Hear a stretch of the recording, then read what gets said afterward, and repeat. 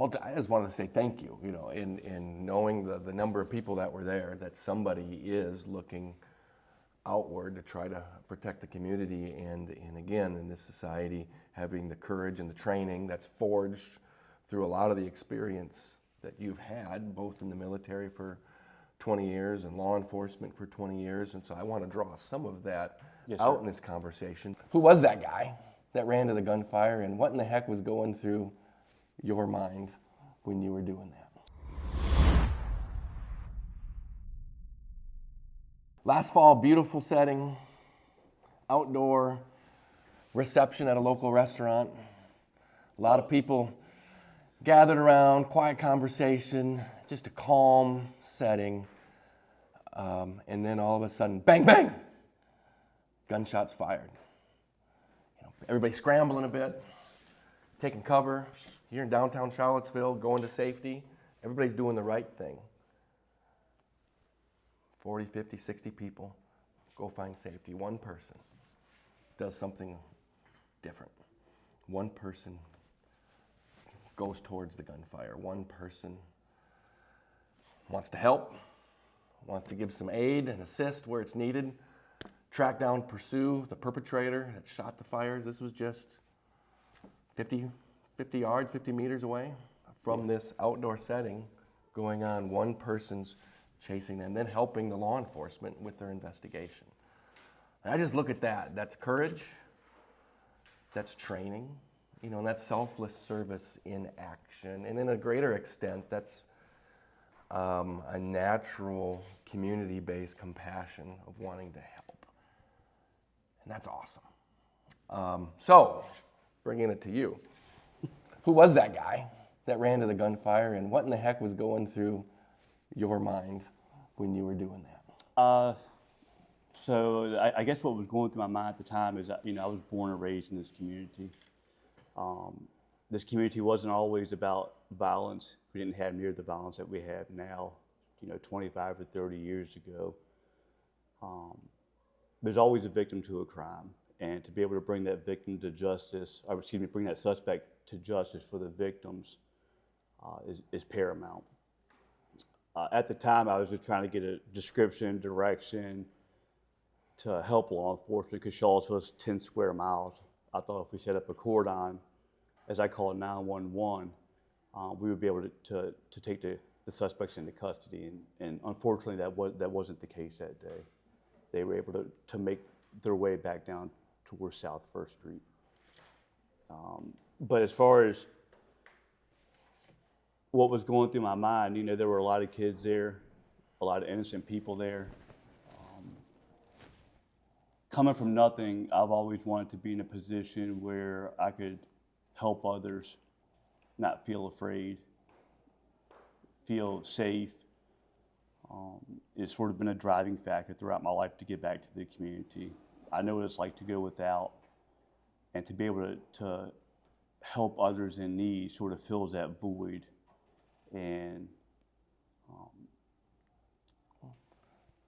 well, I just wanted to say thank you, in knowing the number of people that were there, that somebody is looking outward to try to protect the community, and again, in this society, having the courage and the training that's forged through a lot of the experience that you've had, both in the military for 20 years and law enforcement for 20 years. And so I want to draw some of that out in this conversation, but just thinking about you and the actions you took at that point, it made an imprint on me and others there that you were doing that. And so I want to thank you.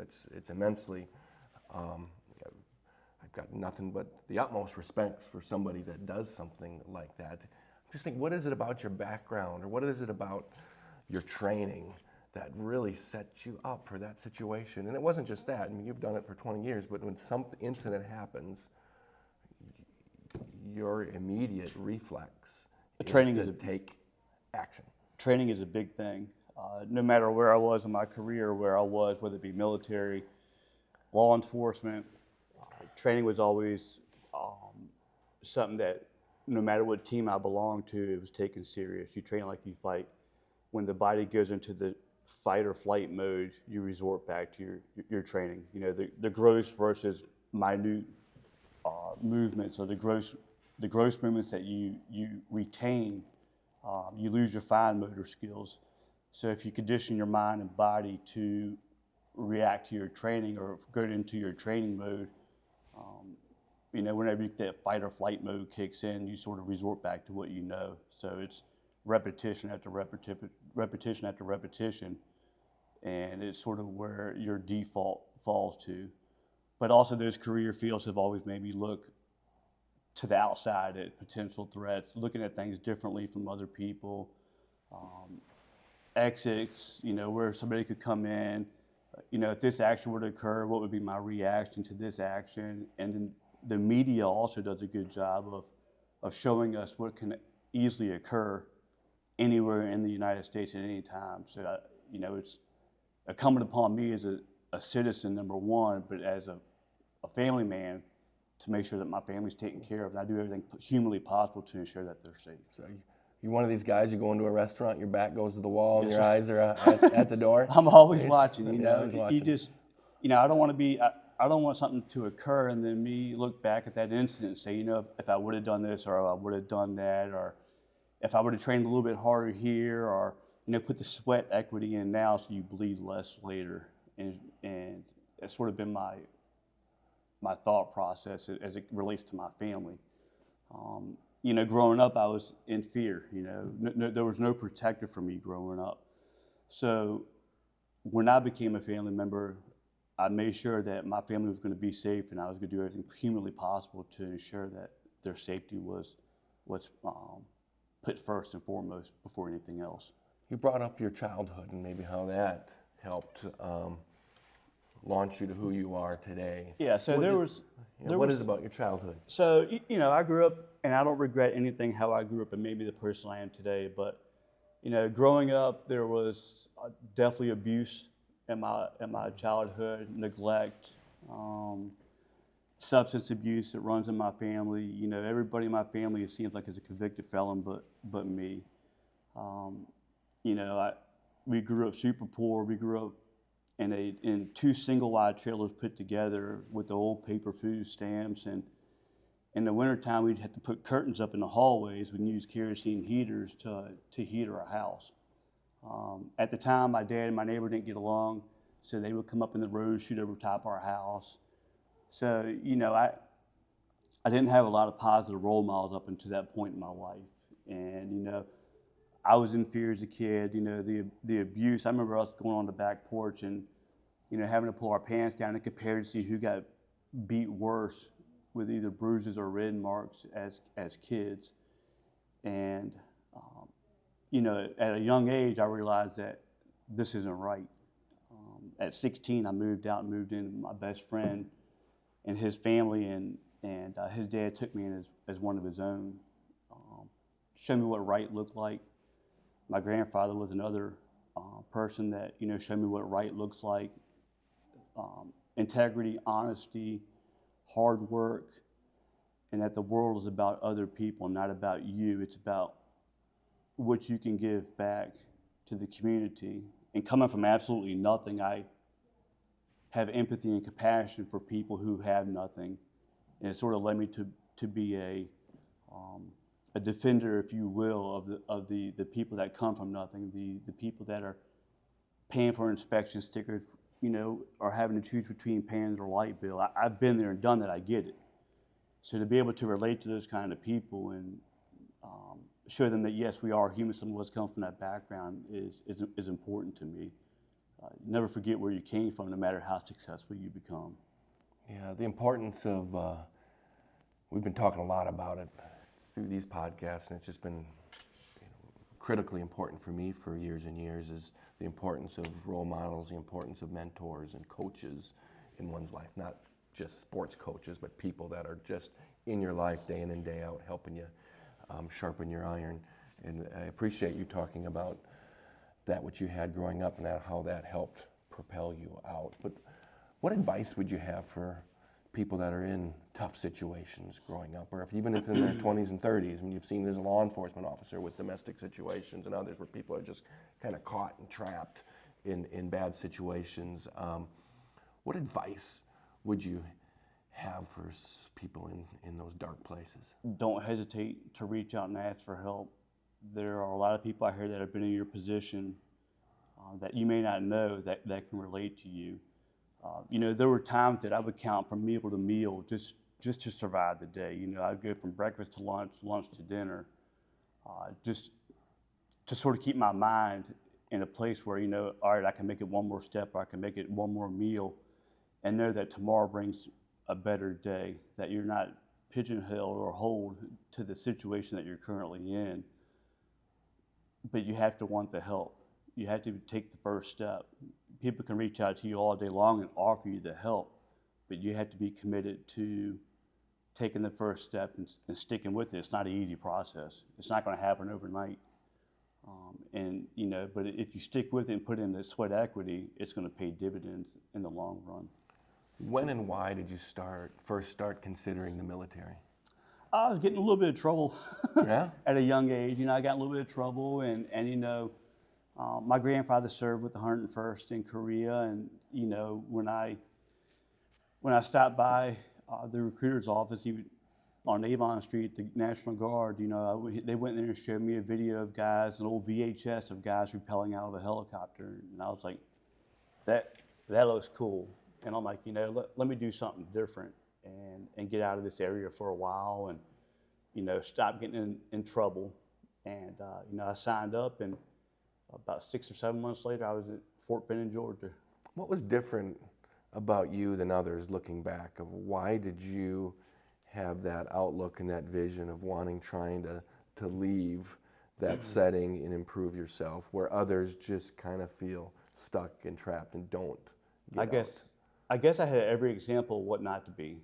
I had positive examples, but I had continuous examples of, you know, I don't want to end up like this person. You know, this person's still here and they're 54 years old, still drinking and living the party every weekend.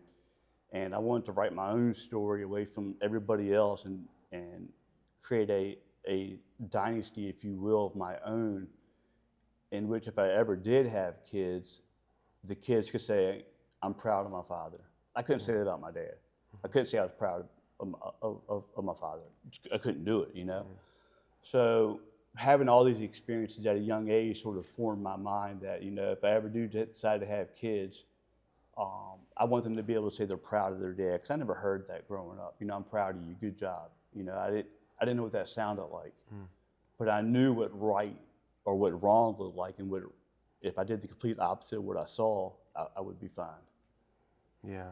So shifting to your military experience, and we share that in common, and you know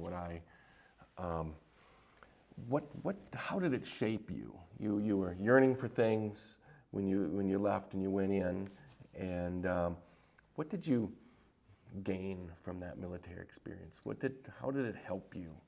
The world is a bigger place than us, and you know, I've had the opportunity to do some different things. You know, spent some time at Guantanamo Bay with the Taliban down there, and you know, I was part of the surge to the Al Anbar province in '07 to Iraq. So, getting out and seeing how other people lived, seeing third world countries where, you know, you go through downtown Ramadi and you see little kids on the street playing in mud puddles. You know, you see Abrams on every corner. You see mounted or dismounted patrols.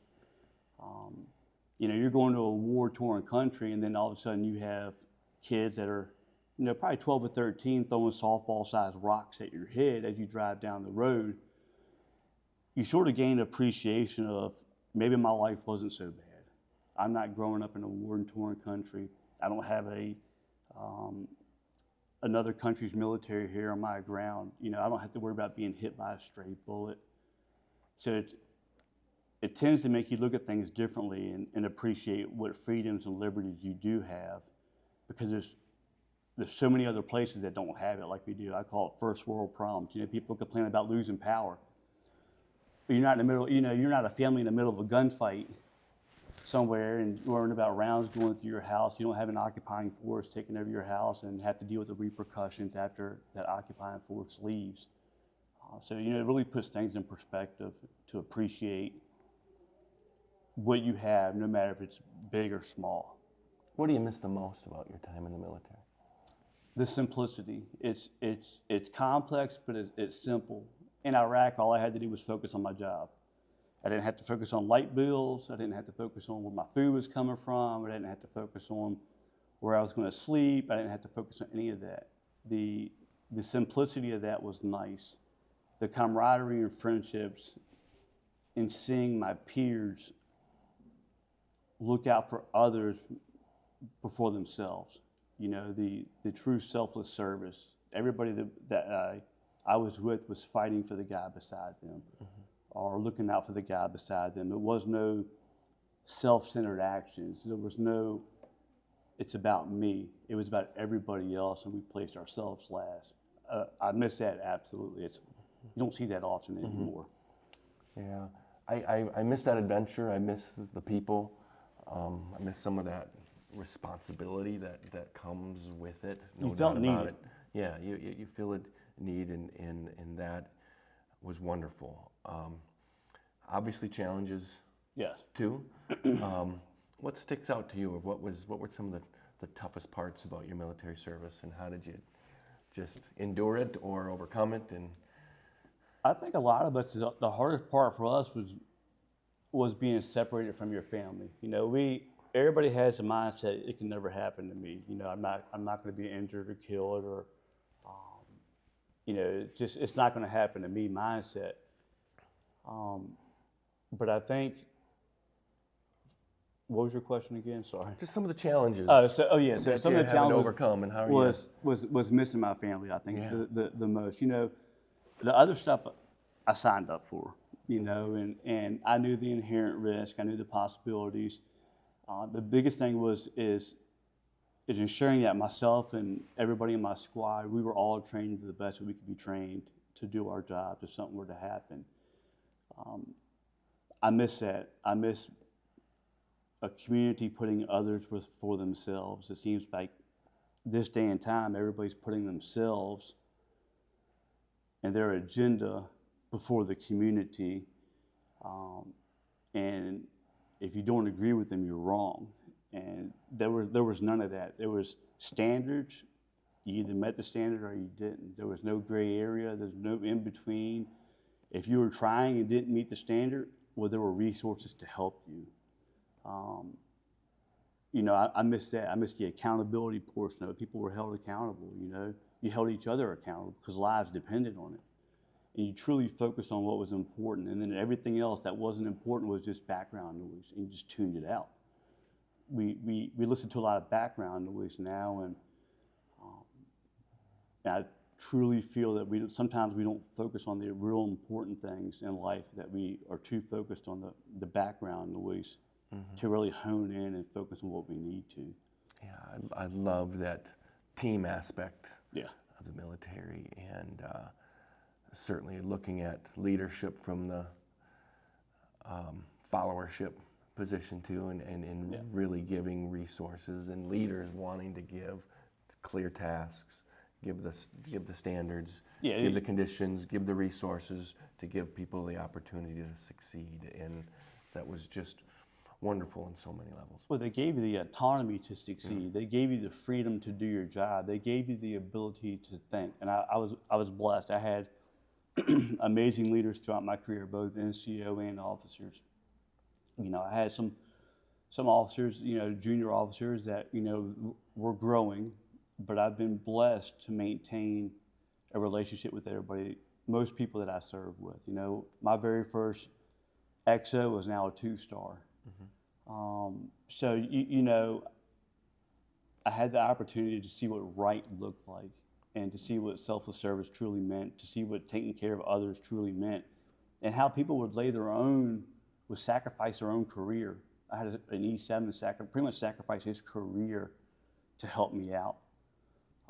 You don't find that this day and time. When things get thick this day and time, people are cutting the strap, and they're trying to protect themselves.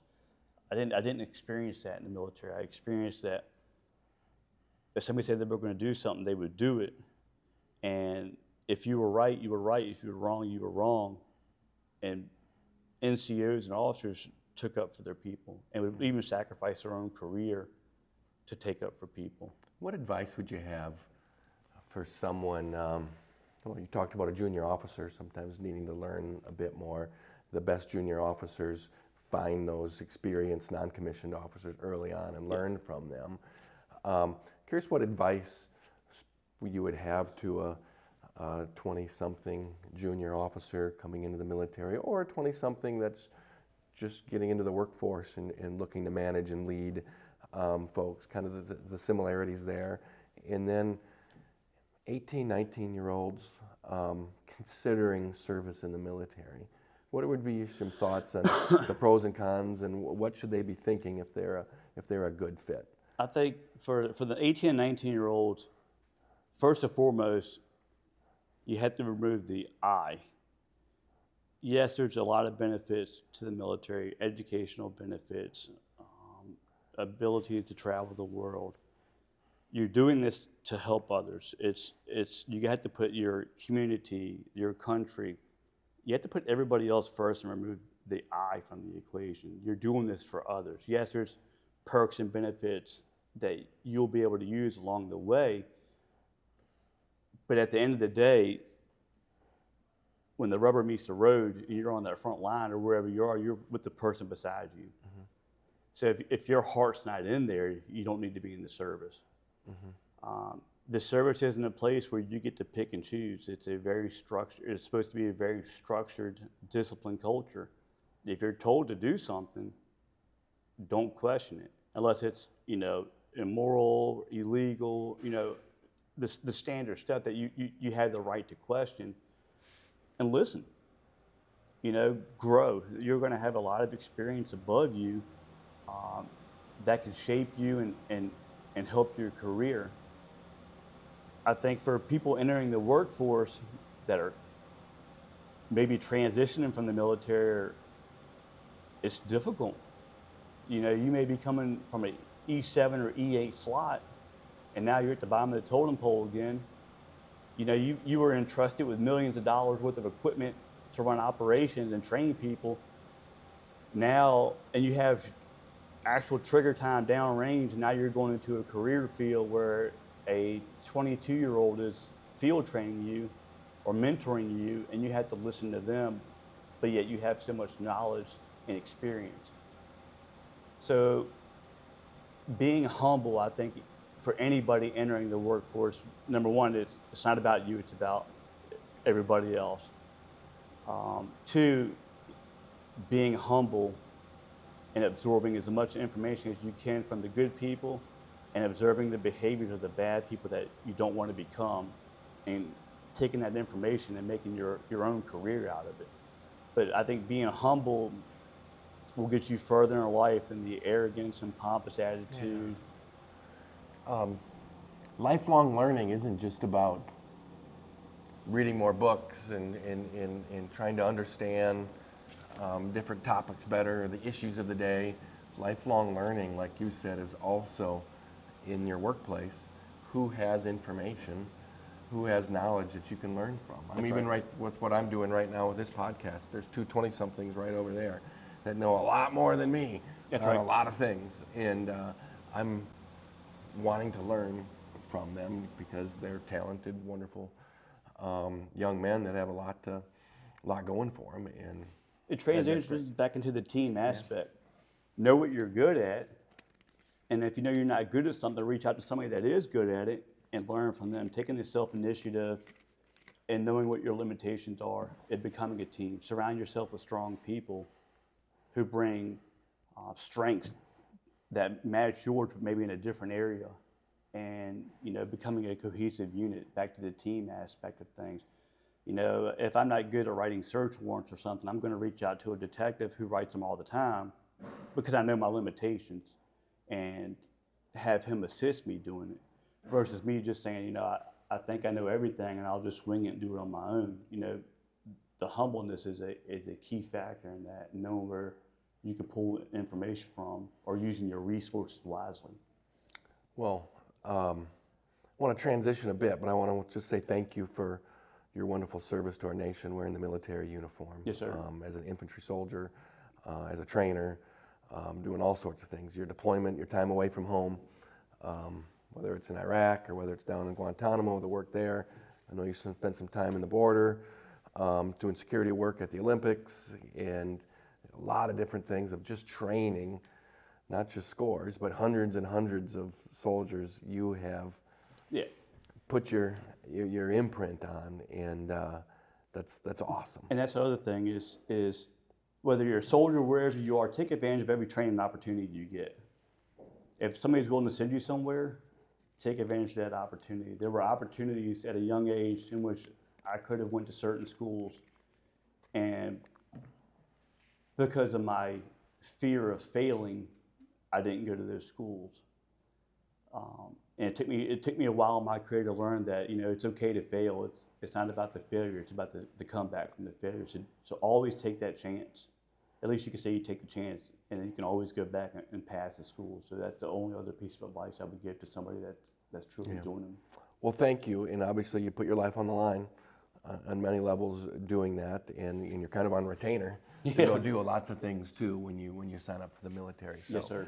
On both counts, thank you. I have lots of gratitude for folks that do that. And shifting to law enforcement, 20 years as a police officer, sheriff's deputy in different roles there. Also, thank you. Yes, sir. I talk to spouses of cops, and you have conversation with them, and what's on their mind? Well, I have a spouse that goes to work every day with a bulletproof vest. So yes, I don't know. So he's coming home because he's come home the last 5 years or last 10 years, but you never know when your spouse is in a job where it has to wear a bulletproof vest, and then you see on the news all sorts of things that happen. And we can get into some of these things. It's not just the danger and the threats that are out there, but it's also with the culture in how our police are kind of caught in the political firestorms at times that's correct. Not they're doing. It's kind of like the soldier downrange gets caught in something, a situation, because of the way the policies and the way the situation is, and it's a young man, young woman who's on the front line that gets caught in that. So thanks to you and the others in blue and the others in green with the military. Yes, lots of thoughts. I'm just want to just thank you for that. But just thinking through your time as a police officer, what stands out? How does it shape who you are today? And I know you've had lots of different experiences, but situations that you've had to overcome, where you've had people and kids die, not because it's your fault, or even anyone's fault. It's just when you're a police officer, you're in settings that are life and death, and you see it, and you see the extent of drug abuse and drug use. You see someone, you told the story. No, I found this one online. There was a situation where a man shot himself, and you were the first on the scene and applied first aid and saved his life, and the use of a tourniquet in the way you did became better training for others in the area. And there are, I'm sure you've been situations where you've had guns pointed at you from folks, and it's we could go through hours and hours of situations. So a career of those types of experiences certainly takes its toll, but there's certainly also lots of lessons that can be learned and shared. And so what stands out most about your time and kind of how it makes you the man you are today? There's a perception that we're talking to many people that they feel crime can be solved in 45 minutes like you see on TV. You have the CSIs and that kind of stuff, and that's not the case at all. We can't do our job without the community members assisting us. Yes, we have the ability to do stuff and find information out, but we also get a lot of information from the community. Also, nobody ever calls first responders, cops, firefighters when things are going well. You're always dealing with people at the worst. Nobody's ever calling you and say, hey, come have a cup of coffee. It's always domestic, fiery, car crash, numerous things that go on. But also, it provides you an opportunity to help people truly in need. And I will wholeheartedly, you have to be committed as a human to helping others to get in that line of work. It's a profession. It's not a transition point to,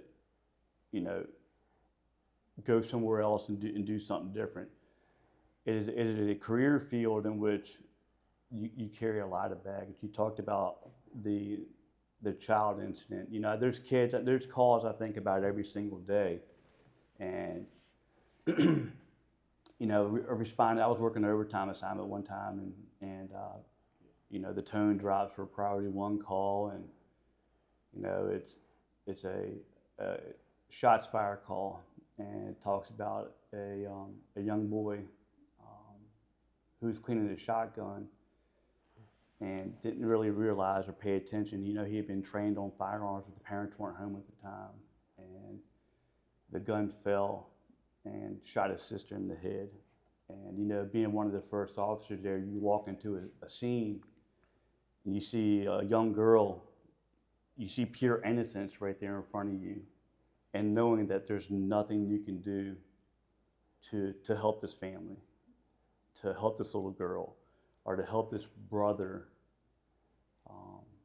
who thought maybe his weapon was clear, and it wasn't clear when he put it away and it fell. You can't unring that bell. And there's a lot of people in society that don't have the opportunity to see those kind of calls. I talked to a lady for 45 minutes in a car crash one time, and she was pinned in the car, and I was talking to her the whole time. It took the fire department, and I gotta say, we have a great fire department around here. It took them 45 minutes to cut her out. And when they cut her out, they put her on the stretcher, and then they picked up her leg and put her leg on the stretcher. And we flew her in the passenger to UVA, and she woke up when I got to the hospital and talked to the ER doctor. She woke up one time on the table and then laid back down and passed away. But I just sat and talked 45 minutes to this young lady, and the car was what was keeping her alive. And then when you cut the car from around her, this is what you deal with. So you deal with this stuff day in and day out. Again, nobody ever calls cops when things are going well. But it is an opportunity in which, if you truly want to help people, you can make a positive effect.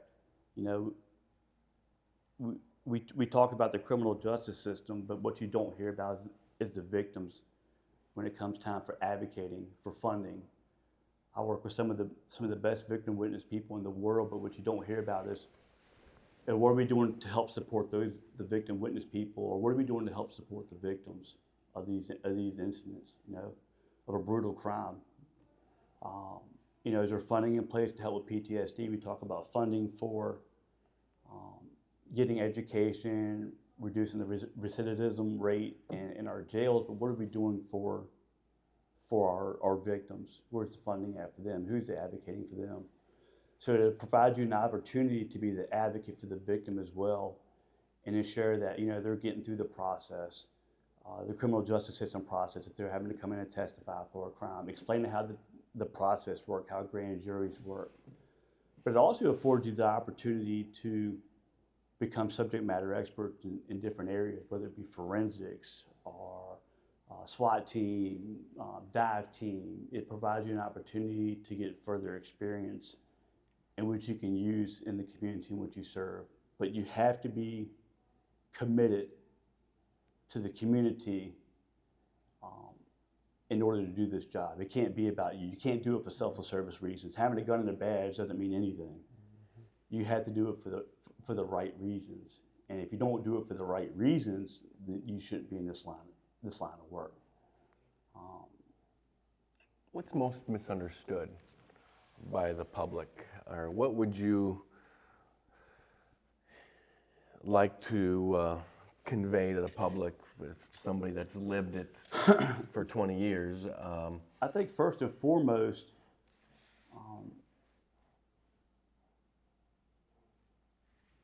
there are a lot of good cops out here, and I also understand that there's some people out here that shouldn't be law enforcement. but we are also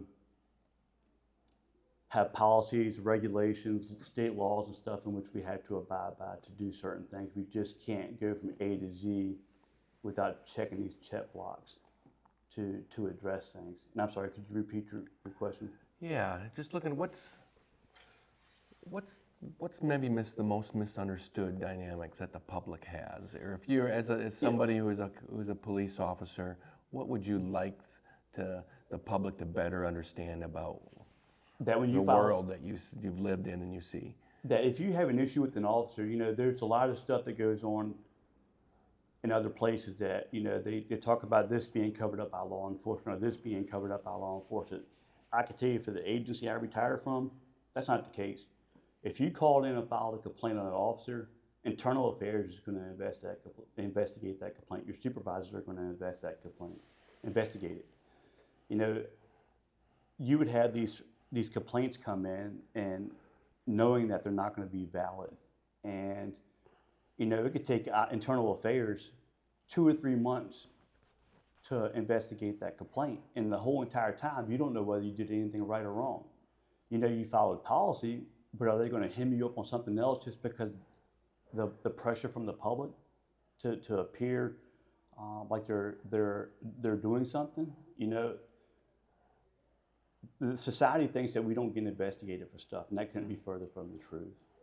And the amount of people that quit or leave the profession because of stuff like that, when your chain of command doesn't stand up for you, is astronomical.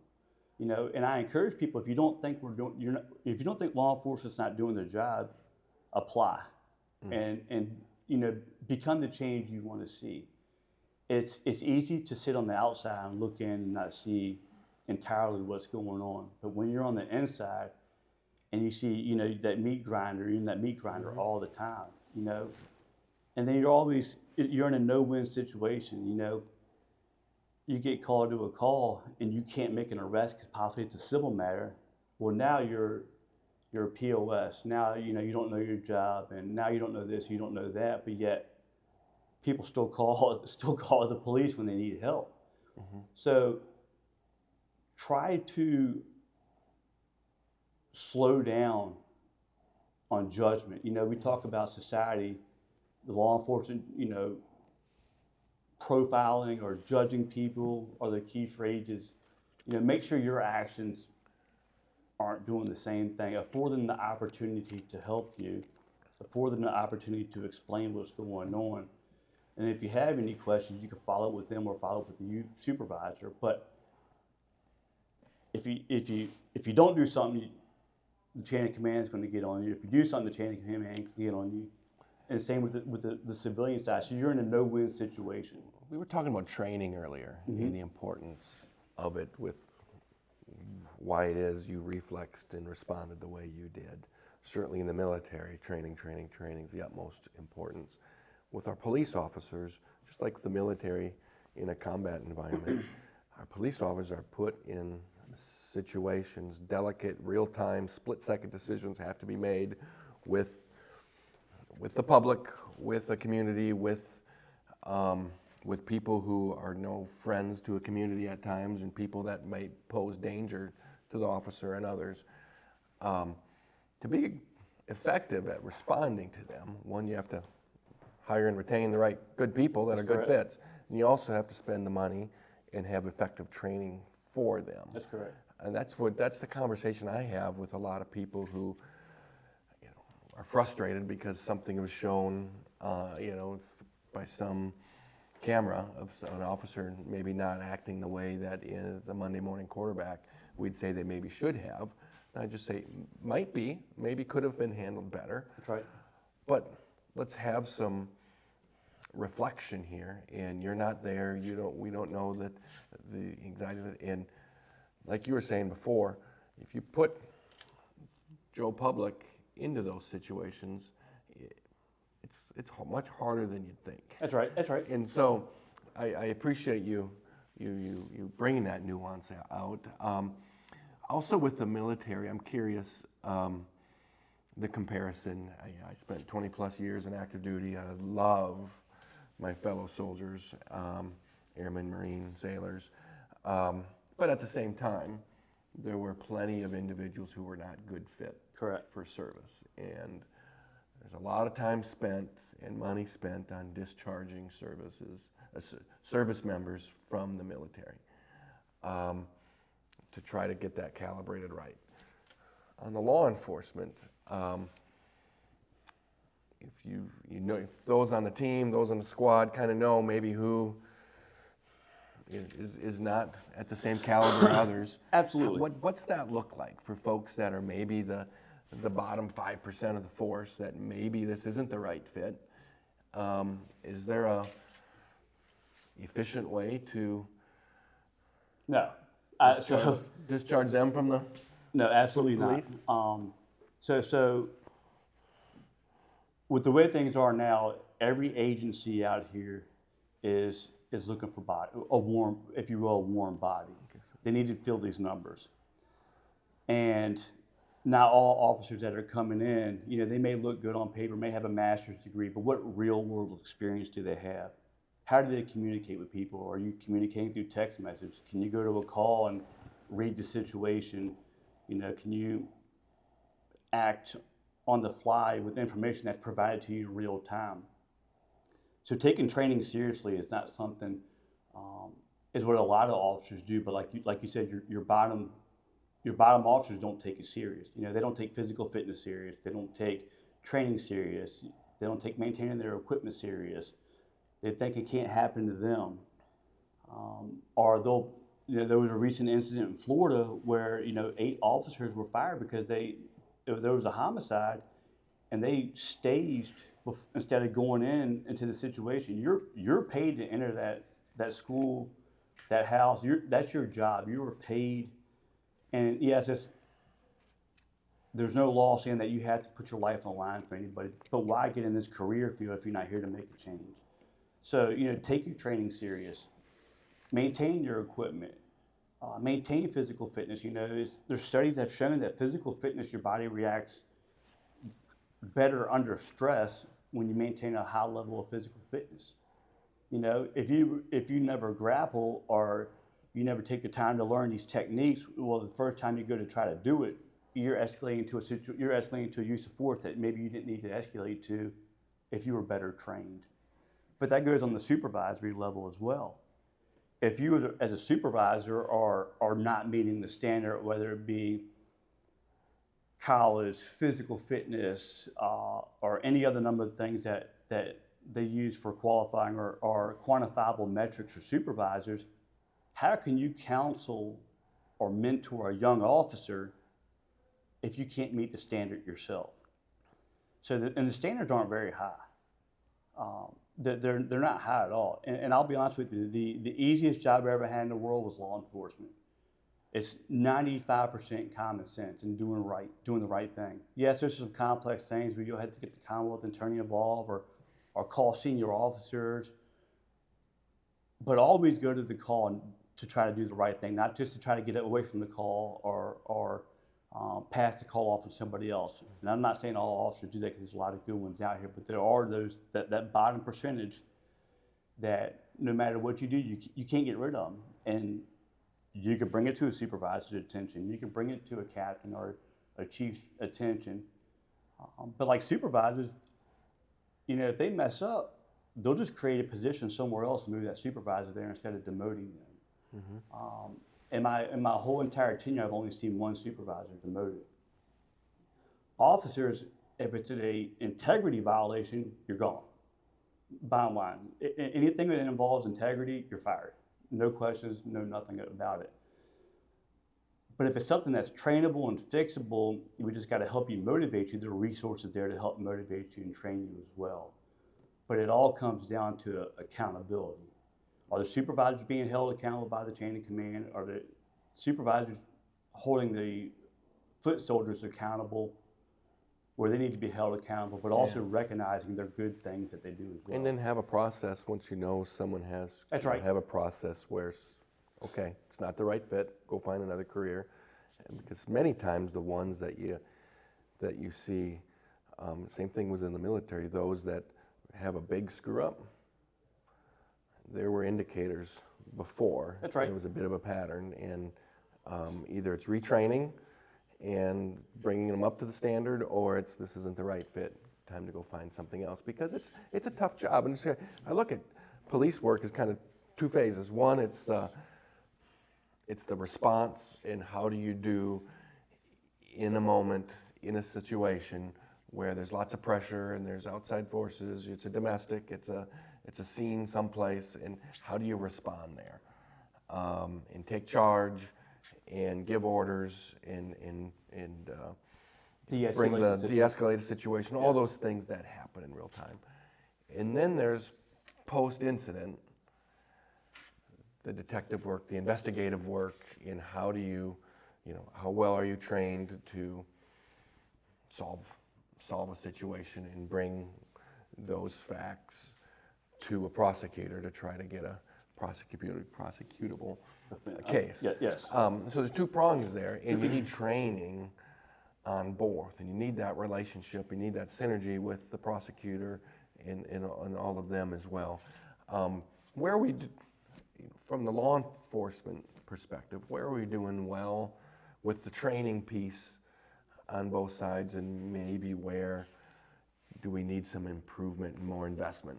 I think the training piece, I think the basic academy, and it's been lengthened, does a fairly good job of laying the foundation for the officer. Just like basic training would lay the foundation for a soldier. And then where you refine it is when you go back to your unit, or when you go back to your home department. You have your field training officers. There are things that can be caught in field training you can address in field training. There are also things in field training that, if you move them from field trainer to field trainer to field trainer, there's still the same issue there, and you're retraining and you're giving chances. At some point in time, it can become a liability on the department if the department was ever sued because this person did something. So I think doing a better job at our department levels, holding people accountable, putting them in difficult situations and training to see how they respond and react. This is not a career field where it's good things happen to people. Just turn on the news and you see something occurring. Let's put these officers in real scenarios and see how they respond. But the caveat to that is you don't have enough officers to pull officers off the street to train. That was the challenge. That's one of the frustrations I had with the whole defund the police movement. Yeah. And if they were frustrated, I don't want to get into the specifics of what prompted some of that frustration, but defunding it is the worst thing to do, because you're going to have fewer qualified recruits. You're going to have more poorly trained officers. That's right. You need doubling down on that investment to get the right people, pay them well. That's right. And train them well, and give them the support and the treatment that's needed. The support and some treatment, because it's a tough job. In years and years and years of that trauma, you sometimes need a, whew, that's right. I need a breather, or I need to talk to somebody, or whatever the dynamic is, because doing law enforcement for, putting that body armor on, putting that flak vest on every day, and being responding to the worst of the worst every week, that you get told. It's tough. That's right. And then you're having to deal with the public criticizing you for doing something, or in their opinion you failed to do this, or you failed to do that. And sometimes that's justified. And I'm guilty of Monday morning quarterback situations also. But I also have to check myself up and say, all right, am I taking this out of context? Is there more to the story here that I'm not seeing? Is police burnout a thing? Oh, absolutely. Absolutely. There is good cops get tired of being abused. They pick up the caseloads, they carry the department. You have a proactive cop out here that's doing the right thing. Mm-hmm. Well, they're going to get more complaints. So now you have the chain of command on that officer because of complaints. So it's easier for you just to come in and just be what we call reactive and respond to your calls, so you don't get the complaints. But yet you have the officer over here who does that nothing and is just sort of floating there, and sometimes they get promoted. And it's and you know, I've seen it in the military and I've seen it in law enforcement, where if you're a yes man or you're incompetent, you're going to get promoted, because I'd rather surround myself with, as a weak leader, I'd rather surround myself with people that are incompetent that I can direct to do something, right, wrong, or indifferent, versus bringing people that have a skill set that complements mine, or you know, their skill set is stronger than a stronger one area than mine. You know, I would want to bring the strongest I have up, again, to create that dynamic team, or that the best team possible. And you know, the Seaville Weekly just did an article. You know, you talked about law enforcement and not having the manpower. Well, if you read that Seaville Weekly article, there was funding that was just spent to have a study done that this county has known for years has been an issue. You know, we've had numerous studies done, and we keep paying for numerous studies. But at what point are we going to enact and address these studies? You know, you just paid, you know, $50,000 or $100,000 to have a third party come in and tell you something that you've been hearing for years. So, you know, we need to give our agencies the tools they need and the resources they need to do their job. You know, we're one of the lowest, this department I retire from is one of the lowest paying agencies around now. So, you know, you need to be able to make it to recruit and retain the best. You need to, you know, make sure that, yeah. But you know, this, I will say that I had a brand new vehicle every couple of years. I had nice equipment. I had a new computer every couple of years. I had great database. I had all the tools I needed, and they were nice tools. So officers need to make sure that they're doing themselves a favor and making sure that what they're asking from their agency or their county, that they're Calibrated, right? There's a balance in there. You got to make sure that you're doing the right thing and holding yourself accountable. It can't just be one-sided. You earlier talked about, well, we talked about at that event, that reception, the response. Ended up being young 16, 17-year-olds, I think, who fired those shots. But they were juveniles. I think about other settings that you police officers have to respond to where guns are present, and then layer on that the policy of concealed carry. You know, I know in chatting with you about that situation, you wish one of the few times you weren't carrying was that night, and you kind of kick yourself with that protection mode. You want to have that, but a lot of people struggle with this dynamic. We have so many guns out there, and even the situation you explained with the kid with the accident and shot himself, you know, that wouldn't have happened if that gun wasn't there. And so, you know, the school shootings, and everybody sees on the news all the bad things that happen with guns. As a law enforcement person, when you respond to scenes, I mean, where do you fall kind of on that debate? Also being a military guy and how you were raised and kind of where you're at right now. Where are we at with guns and the gun culture, and where could we maybe do a little better? So I'll be the first to say there's no clear, easy answer for this, but I'll also be the first to say that it's a multi-pronged thing in which I think we should address it. And the first thing I'm going to do is I'm going to deal with the prosecution side of things. Your agency and your Commonwealth Attorney's Office and your officers may not all align politically, but you have to find common ground. You can't have guys out here that are getting caught with guns and drugs and having their minimum mandatory sentences reduced to first-time offenses. Just because your Commonwealth Attorney's Office has a 98% conviction rate doesn't mean it's truly a conviction rate. It's a lot of those are plea deals. Plea down, yeah.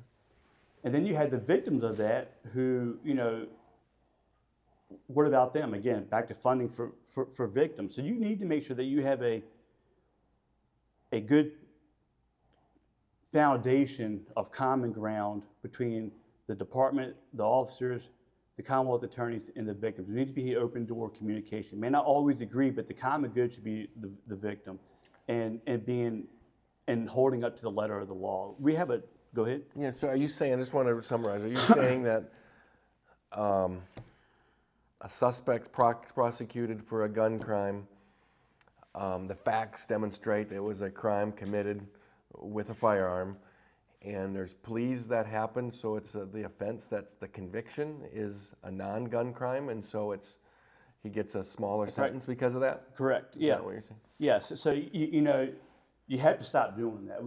Accountability needs to be had. We talk about accountability in law enforcement. We talk about accountability at every single level. But as a society, are we holding ourselves accountable, and do our actions reflect that, or which we expect our leaders or representatives to do? So, I remember as a kid coming out the woods from hunting and going to school with a gun in my truck. It was a normal thing, and I grew up in this area. I read an article not long ago where there were people at a local school, administrators at a local school, smiling as kids walked through a metal detector. How did we get there? Well, some contributing factors are parents not being involved in their kids' life, kids not being held accountable. You have parents coming to the schools saying that the teachers are the problem when it's the kid that's the problem. Your job should be a parent first and a friend second. Hold your kid accountable, be involved in their life. Hold ourselves accountable, make sure that we're locking up firearms. If we have firearms, we'll make sure that we're training our family members safely. So we have tons of books, tons of laws already on the books that we're not enforcing, but we want to introduce more legislative and more laws to the picture. And I'm fine with that, but let's make sure that we're enforcing the laws we already have established. Let's make it equitable. We use these key phrases all the time. Make sure that we're enforcing everything equally. Don't pick and choose what you want to enforce. We pulled the SROs out of schools, and you saw a spike in assaults. Because they wanted the SROs out of school because they were, the students felt threatened. There's arguments to both sides of that story. But I will say that the officer needs to get out of their patrol car and get immersed with their community, get to know their community, find common ground. For me, it was tattoos with the younger folk. That's how I broke ground. I have tattoos all over me. When I went to a young group of people, we start talking about tattoos, and I show them my tattoos, and they're like, wow, this person's human. Mm-hmm. So there needs to be common ground found. We need to incorporate the laws that we have on the books already. And if we do that, I think some of the stuff will drop. I think funding for mental health is another thing. It's not against law to be crazy, and jail is not the solution for everybody. When nobody is able to deal with that person who's having a mental health issue, we call the cops. The cops get called. Well, if the cops get called, there's an arrestable offense, they go to jail. Well, jail is not the solution for a person. Let's identify what the root cause is and treat the root cause of that. Make sure they're on medication. Make sure that they're going to their meetings like they're supposed to. Hold them accountable and pay people a living salary to help implement this. We're pulling funding away from mental health left and right. Or let me take that back. We're not dedicating more funding to mental health. So you have two extremes talking about gun control, but then you have people here in the middle who are reasonable and are like, let's stop and let's talk about this and find a true solution, a bipartisan thing that everybody can agree on and not go to the extremes. Yeah, we have to agree on the facts. That's right. Sometimes first and not go to our corners and start lobbing that's right. verbal haymakers at each other. That's right. And that's part what I'm trying to do here and see where there could be. I'm curious about the culture within the force. Is there concern about a concealed carry law in the sense that they go to a scene and they don't know who would or would not, who's a good guy with a gun or who's the perpetrator with the gun? I never experienced that. 9 times out of 10, if something like that were to happen, the person that's doing the right thing is going to identify themselves, or if they are addressed by an officer to drop their gun, they may be detained until an investigation is complete, but then, they realize what they're done. Again, it goes back to training. Are you going to have an officer that just shows up and just says, all right, that person has a gun, they're guilty, and let me address that threat? No. You need to let the situation develop enough, but also be able to process it fast enough to make accurate and timely decisions based off what you have at that moment in time. I'm a Second Amendment guy. I believe in responsible gun laws, but I also believe it's a duty of mine, like the incident that we were talking about earlier. If you have people that are constantly getting arrested for violent felonies, who's going to protect my family? Where does the liability lie? Does it lie with the Commonwealth Attorney? Does it lie with the officer? Does it lie with the agency? Does it lie with the judges? Who's going to protect my family? So where does that liability fall? And it's always passing the buck. You have the officer that arrests this person and goes before a magistrate, and the magistrate may or may not issue a warrant based off probable cause. But from there, where does it go? So again, there's no easy answer to this, but it takes everybody getting on the same sheet of music or sitting down and listening to each other and not trying to overtalk above the next person. And in some of these areas, it's so difficult. You can't even get witnesses to come forward. They're scared. They're scared. But if it was their family, and that's the other thing, is the citizens need to hold themselves accountable, because if it was their family member that was in that position, they would want other citizens to come forward and speak up to take this person into custody. Again, it gets back to that victim aspect, or where is the advocacy for the victims in these crimes? Yeah. Where is the additional funding if they have PTSD? They have to take time off of work. I'm not saying we need to take away from having repeat offenders get high school educations or get GEs. I'm not saying that. What I'm saying is we need to make sure we include the victims in this, and that the victims have a voice. Yeah.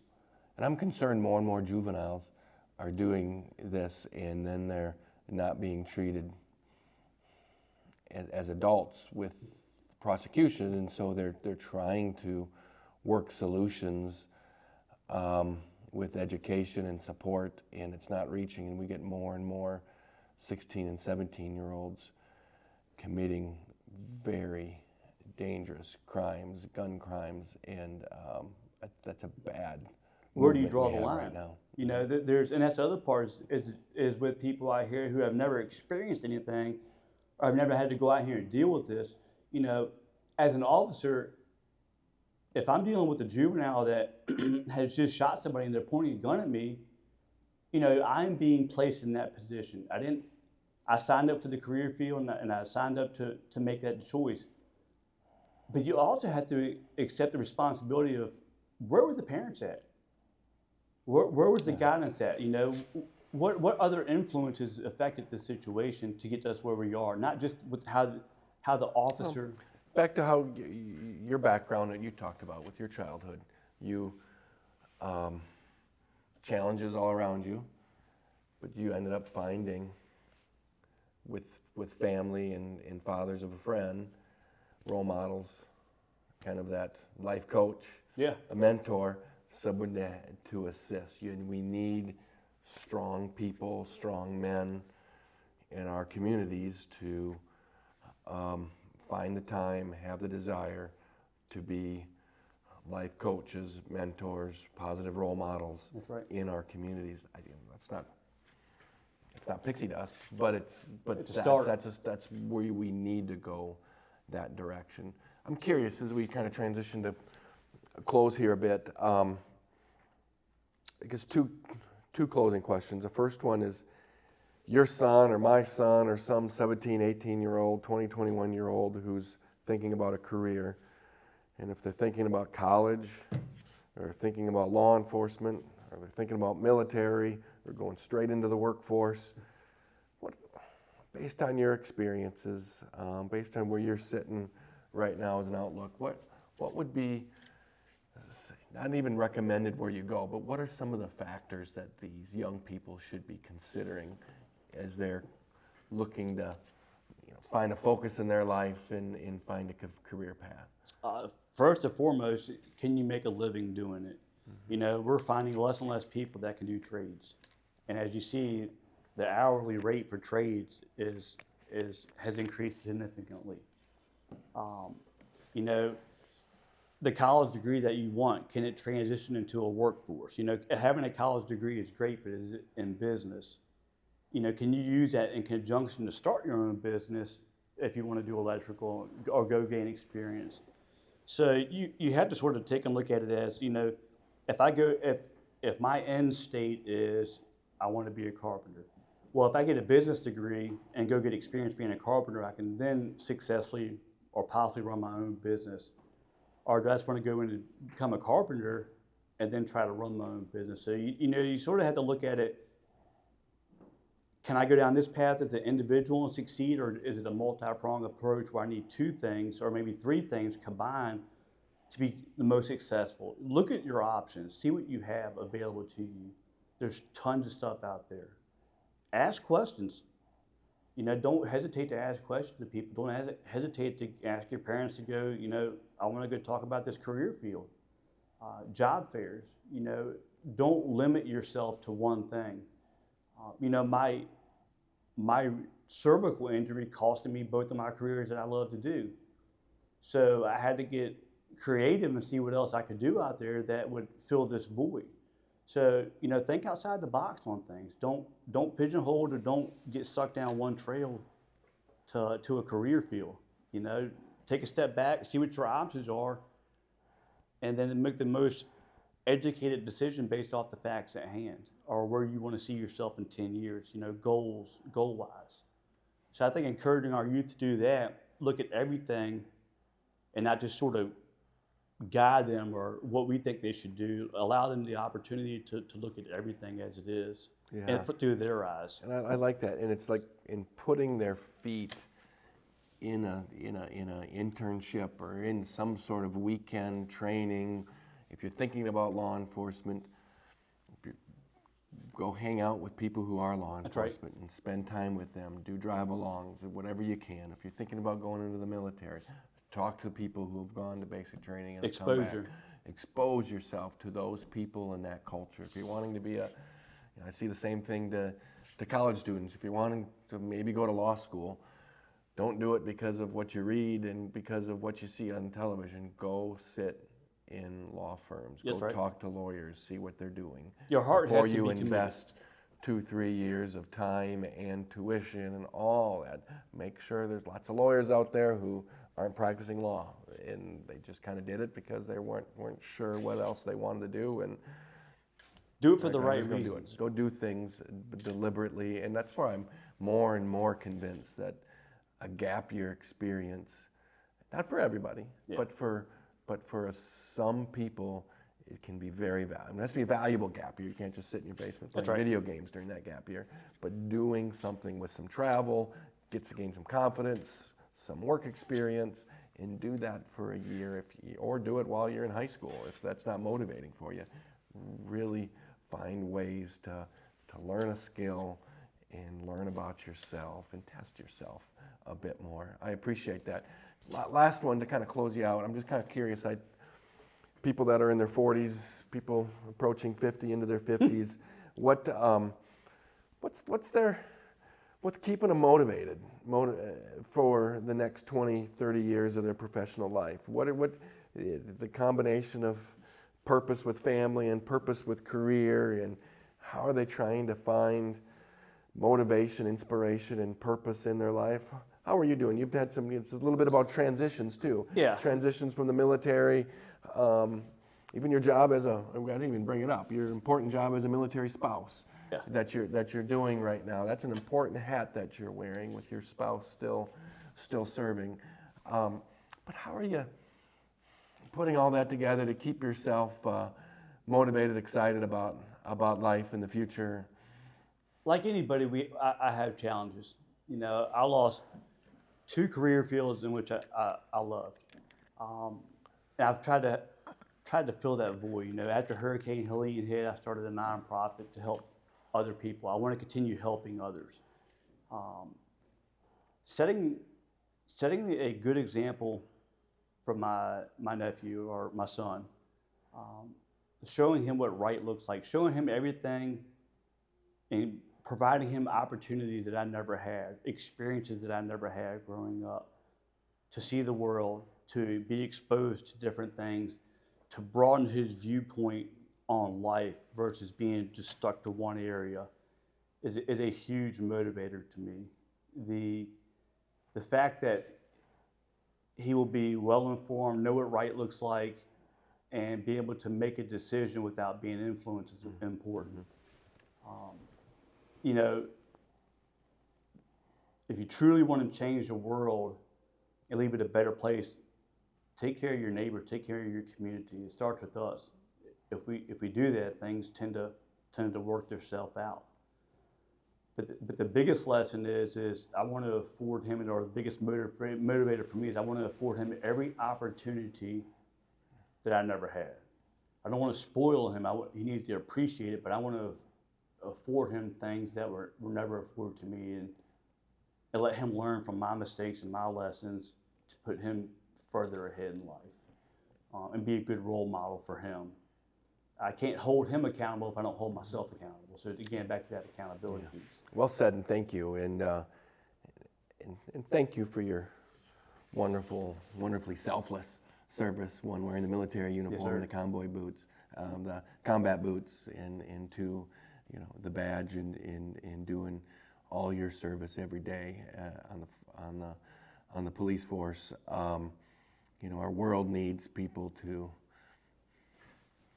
rush to the gunfire, but take action with whatever it is. Like gunfire can be figurative, but you're leaning forward, wanting to serve something bigger than yourself. That's correct. Ideas bigger than yourself, and you've done that on multiple levels in multiple career fields, and I know you're focused and committed to continue doing that with the resources you have, and it's inspiring to me to interact with people like you who have truly just picked yourself up by your bootstrap and just have found success on so many levels in this world. So I appreciate you. You're a role model to others that I hope will see you and see duty and see courage in a way that is contagious.